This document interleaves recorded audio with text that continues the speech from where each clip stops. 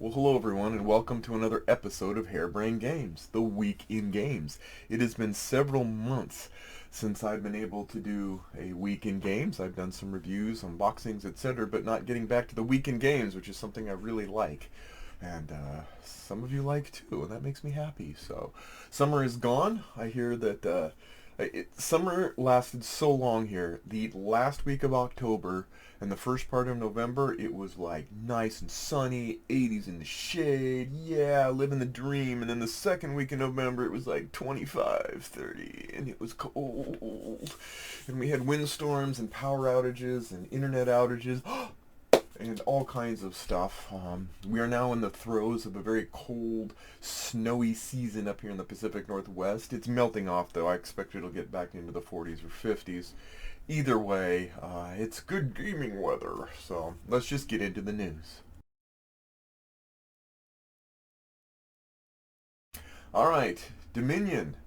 I have all of the Dominion expansions. I finally collected them all this year after taking a couple of years off because Dominion, the game, the original game, I played hundreds of games of, and then over time they would release expansions, yay, and then more expansions, yay, and then more expansions, yay, and then like, wow, it's overwhelming. This is kind of almost a whole system swath.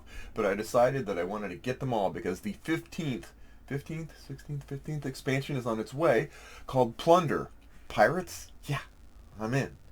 I didn't know not much more than that, but another exciting thing that's happened in the last few months is one of my initial heroes before I started Harebrained Games did kind of the was a Castelli reviews. If some of you remember, like 10 years ago, there was a fine gentleman from down under who did lots of reviews, and he had such a down home, just friendly, you're a friend, I'm a friend, let's have fun style, and I have actually modeled that. And he came back for a short stint earlier this year, towards the middle of the summer, and he regaled us with some songs and some humor and even a couple reviews. He's since been back on hiatus again, but it was good to have him back.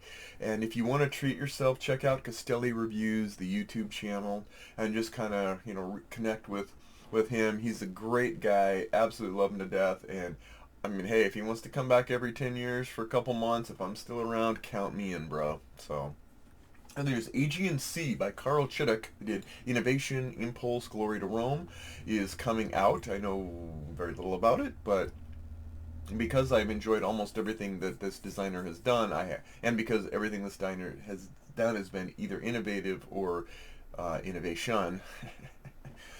There you go. So, Legendary is getting an Enter the Matrix installment. I mean, they've done a lot of different topics over the years with that system, but now we're going to do Enter the Matrix. Well, if you're a Matrix fan still, after all these years, or again, I actually worked at Warner Brothers back in the mid 2000s on the Matrix Online, so I had years and years of being immersed in green, lots and lots of green. So anyway, also in the Tiny Epic series, we have Tiny Epic Crimes coming out. I kind of fell off the wagon a bit for that because I found the thing about Tiny Epic games is that I found that once I had played them, I'm like, I really want something more. So all it did was sort of just whet my appetite to go, hey, Tiny Epic Space, well, I want to play Twilight Imperium. Tiny Epic Pirates, well, why not play Merchants Marauders? So I kind of like, they're great games, low price point, good stuff, but I kind of just felt like I didn't really need to keep collecting every single thing.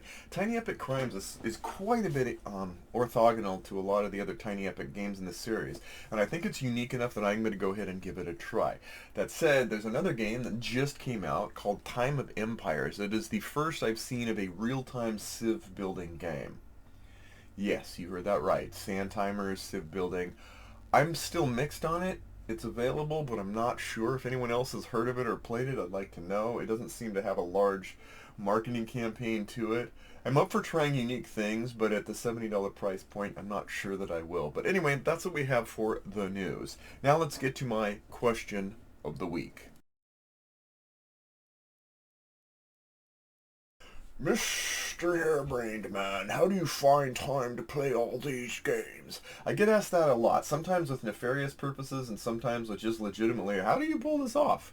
Because everyone has, George Washington once said that everyone has interests, and how much life would better it be if everyone around him didn't have interests.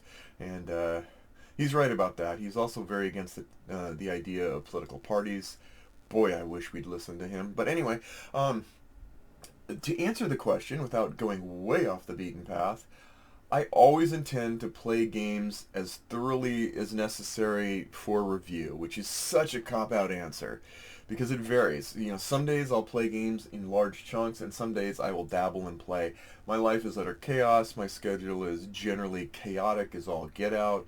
So I pick and choose where I can to fill in, and that's how I do it, which is why it's such a scattered cadence of content here, because the pressure's really off. I don't care about subscribers counts. I care about quality of conversation with the subscribers I have, and I don't need to make money off it or whatever. And so it kind of makes it so I still have fun, like the whole ice cream shop, work at an ice cream shop, learn to not like ice cream thing. But I always intend to play games as thoroughly as I can, because you can honestly say I can pick a game that. If you said, go review Go Fish, I don't need to play it for hours to really feel like I grasped all that there was in there. On the other hand, like I've got Dwellings of Eldervale. I dare you to say Dwellings of Eldervale without trying to say Dwellings of Everdale or Evervale, or I really struggle with that one. In my review, I probably will as well. But those it just takes a consummate amount of time to be able to go, I feel like I know this game enough to be able to speak authoritatively on my experience. Doesn't mean I'm the master at it. There are 10,000 board game channels of people who do this for a living, whose zeal is for like the perfect presentation. That ain't me. And that ain't a lot of the people that I interact with here either. They're just like, hey, let's play this game, see how it goes. So obviously it's like, when I feel like, okay, I've got a beat on it, I know enough about this game to know whether I like it or not, why I like it, why I don't, what things I like it, what things I don't, there you go. How's that for the longest answer in the world?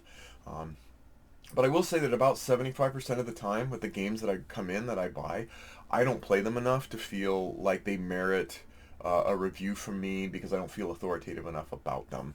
And that's just reality. In some ways, I've thought of doing I've seen other people do like a quick take or something. I've thought of doing like quick takes or second string or cutting room floor, some sort of other segment to cover more of the games where I played them, but I don't want to give them a full review, but I can at least tell you what my initial thoughts are.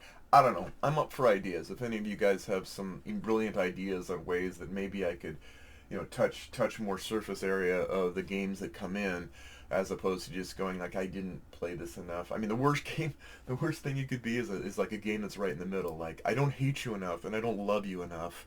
What do I do with you? I don't know. Anyway, that's my question of the week answer. And with that, we'll get on to the next segment.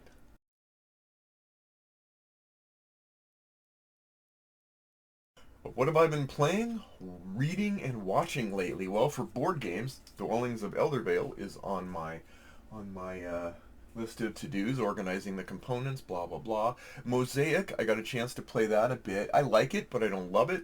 Maybe I'll do a review of that. That's one of the other games that probably fell through the cracks. Samurai Battles. Last year, I did all the pieces and put all the stickers on, and then I kind of set it up, and now I'm bringing it back out again. And I just, off the GMT sale, got MBT, so looking at that. Video game-wise, Microprose Reborn. Microprose has come out with games since then. Nothing that has the nostalgia or love of the Microprose of the 80s and 90s. But, they're still putting stuff out. I've been playing Regiments, which I think is a perfectly reasonable real-time strategy game so far. I'm not sure I like it better than the War Game series. We'll see. Oh, and Midnight Suns. This was the game from Firaxis, makers of XCOM, which is an amalgamation of Marvel Universe with a real-time strategy / card battler. So I just touched the surface on that. Huge props to my friend for the lovely gift. But we'll know more of that later. So, what have I been reading? I have been reading Modern Advanced C++ Programming. It's just such great, it's got so many cliffhangers, and like you would not believe, like you really don't expect some of your favorite characters to die in the end, but they do, and yet the game, the book is just riveting. I can't wait for the sequel. Anyway, Anyway, what shows have I been watching? Well, I started watching a show called Supernatural. I think it has like, what, 9,400 seasons? Anyway, I started watching that, I think towards Halloween-ish, I guess. It was like, hey, watch this, it's kind of spooky. But I've been going with that. I did, or it's Christmas, so I have a whole, I watch almost every Christmas show. I love Christmas. There's not a single version of A Christmas Carol I haven't seen. I've seen them all because I love that story. There's, oh my gosh, The Bible, Lord of the Rings, and A Christmas Story are like never to be topped. I did slog through Rings of Power. I think the huge value of Rings of Power was the aftermarket mockery of it on YouTube. I could say more. Matter of fact, I think I could rant on it forever, but I think it, like the ring, should go lay dormant in a muddy river for a few thousand years. Moving on. Father Brown. If you haven't seen, like, one of my favorite all-time guys in the early 1900s was G.K. Chesterton, who's got sort of a sage of his time, and he did this corny, campy, but generally lovable series called Father Brown. I don't vouch for its quality, just the fact that it mesmerizes me, and I think who they cast for Father Brown, magnifique. So, and now it's time for Tumbleweeds of Time.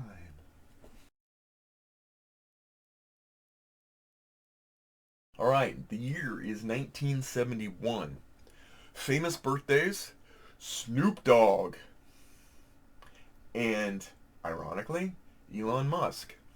71, wow. 2 years younger than me. Anyway, famous deaths. Louis Armstrong. Oh my gosh. I think to myself, it was a wonderful world when he was around. Also, Jim Morrison. Some of you may know him from the past. Classic, yeah.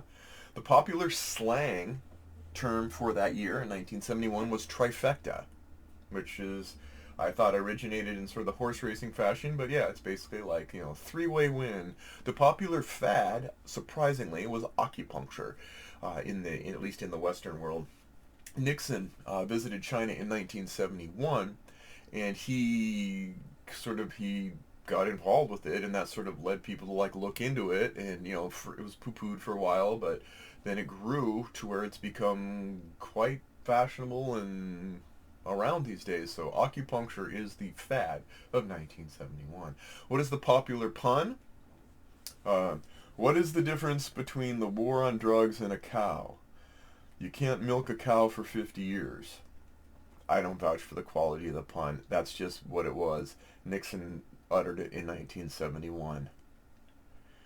Watergate, you gonna do. Anyway, what is the top song of that year? Was Joy to the World, Three Dog Night. Wow. And the weirdest story was in July of 1971. A girls' high school in Johannesburg, South Africa, banned peanut butter, citing a concern that peanuts were a sexual stimulant. A subsequent investigation by local health officials, who were puzzled by the school's decision, revealed that the native tribal population believed peanuts to be an aphrodisiac and therefore considered it taboo for them to be consumed by the young and unmarried. Yeah. The popular board game, Uno. You know what, I gotta give props to. It might be a little bit mocked these days, but Uno has some staying power. It lasted a while. And honestly, I can still pull it out. People can play it. It's not that bad. They've got 10,000 derivatives, but when you think of 1971 to 2022 and Uno's still going strong, props to it. And the most important thing of 1971, how many aardvarks lived in Madagascar in 1971? Correct answer? 0. And that's what we have. I look forward to doing hopefully another one of these right before Christmas, but in